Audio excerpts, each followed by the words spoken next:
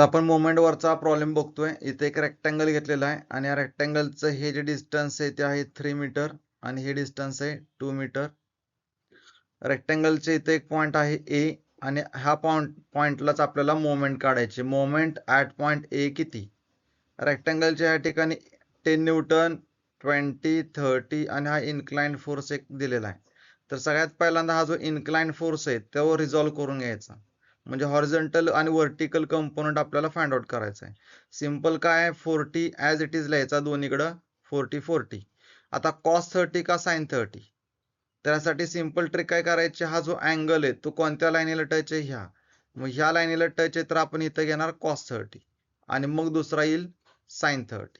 अशा प्रकारे तुम्ही फोर्स रिझॉल्व्ह करू शकताय. ॲरो हेड काय करतोय तर बघा, ॲरो हेड ह्या दिशेला आहे तर हा सुद्धा त्याच दिशेला आणि हा सुद्धा त्याच दिशेला ॲरो हेड जाणार आहे. आता मोमेंट काढताना आपल्याला क्लॉकवाईज आणि अँटी क्लॉकवाईज ही कन्सेप्ट पण समजून घ्यावी लागते. तर आपण पहिल्यांदा स्टेप बाय स्टेप बघूया. मोमेंट ऍट पॉइंट ए याचा अर्थ जेवढे काय फोर्सेस आहेत त्याची ए पॉइंट पर्यंत असलेली मोमेंट आपल्याला फाइंड आउट करायची. पहिला फोर्स आहे 10 न्यूटन. कसा चाललाय? आडवा. आता इथं विषय असा आहे की जो पेन मी हातात धरतोय तो उभा धरणार का आडवा धरणार? बघा, मी पहिल्यांदा आडवा धरला तर हा फोर्स कसा चाललाय, ह्याच दिशेने मी ढकलायचा प्रयत्न केला तर पेन रोटेट होईल का? होणार नाही. पण तो जो पेन मी असा धरला आणि फोर्स ह्या दिशेने ढकलला तर हा काय होईल? रोटेट होणार आहे. बघा परत एकदा, 10 न्यूटन ह्या साईडला चाललाय, त्याच डिरेक्शनने मी जर ढकलला तर पेन काय होईल? रोटेट होईल. कसा रोटेट होईल? क्लॉकवाईज का अँटी क्लॉकवाईज? इथं दाखवले क्लॉकवाईज म्हणजे असा, अँटी क्लॉकवाईज म्हणजे असा. कसा फिरेल? क्लॉकवाईज. म्हणजे आपण साइन घेणार इथं प्लस 10 इंटू, आता 2 घेणार का 3 घेणार? पेन कसा आहे? उभा आहे. मग उभं डिस्टन्स कुठलं आहे? 2 मीटर. मग 10चं 2 पर्यंत असलेलं डिस्टन्स 2 मीटर डिस्टन्स, पेनचं ए पॉइंट पर्यंत असलेलं डिस्टन्स 2 मीटर असेल. 10 इंटू 2. नेक्स्ट फोर्स बघा 20. कोणत्या दिशेला आहे? एच्या ह्या दिशेला आहे, म्हणजेच एच्या ह्या दिशेला आहे. आता विषय असा आहे की पेन कसा धरायचा? उभा काढवा. तर बघा मी उभाच धरला. तो उभा धरल्यानंतर मी असं जर फोर्स राईट साईडला धरणार का लेफ्ट साईडला, तर ए पासून राईट साईडला फोर्स आहे. म्हणजे ए पॉइंट हा आहे जिथं पकडले तो ए पॉइंट. ए पॉइंट पासून राईट साईडला मी फोर्स ढकलला, पेन रोटेट होत नाहीये. पण पेन जर असा धरला तर ए पॉइंटच्या कुठल्या दिशेला आहे? ह्या साईडला फोर्स आहे का ह्या साईडला?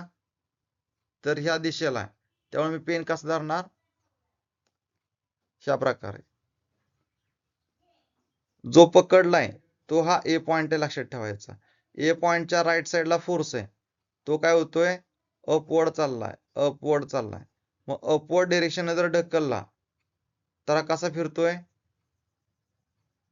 अँटी क्लॉकवाईज, घड्याळाच्या काट्याच्या बघा अपवर्ड डिरेक्शन ढकलला, कसा फिरतोय? Anti clockwise. म्हणून मायनस साइन. फोर्स किती? 20. डिस्टन्स 2 का 3? पेन बघा, पेन आडवा आहे, आडवं डिस्टन्स कुठलं आहे? 3 मीटर. म्हणजे 20 इंटू 3 मीटर. नेक्स्ट फोर्स कोणता आहे? 30. आता इथं पुन्हा एकदा पेन कसा धरणार? आडवा का उभा? तर मी आडवाच धरलेला आहे. मग आडवा धरलाय तर मी फोर्स ढकलतो. 30 कसा आहे? ह्या दिशेनं असं फिरतोय. सॉरी, 30 न्यूटन बघा कसा आहे? ह्या प्रकारे. मग पेनच्या वरच्या दिशेनं तो असं आपण ढकलायचा प्रयत्न करूया, काय होईल? पेन रोटेट होणार नाही.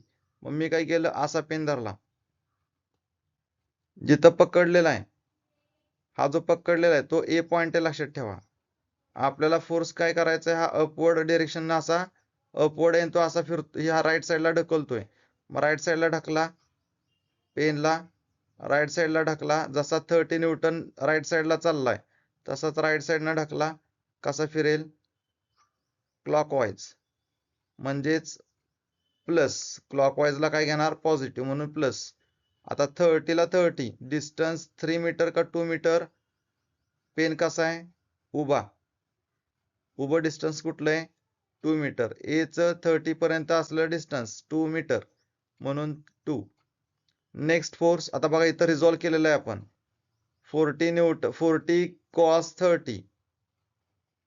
40 cos 30 तुम्ही घेतलेला आहे इथं.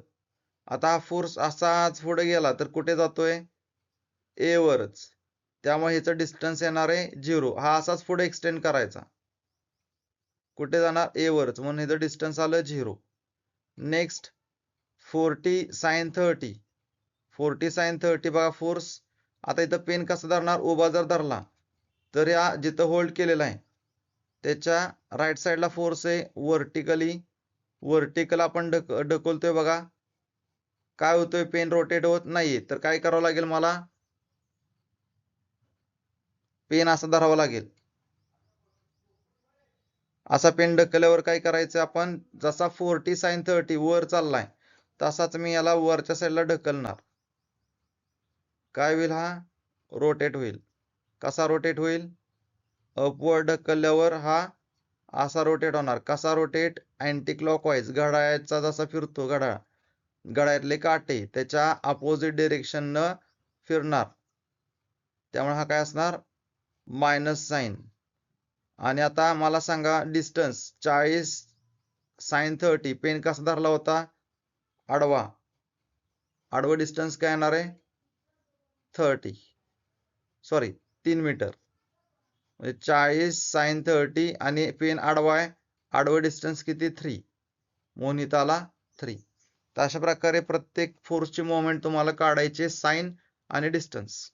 आता 10 × 2 20 -20 × 3 -60 +30 × 2 +60.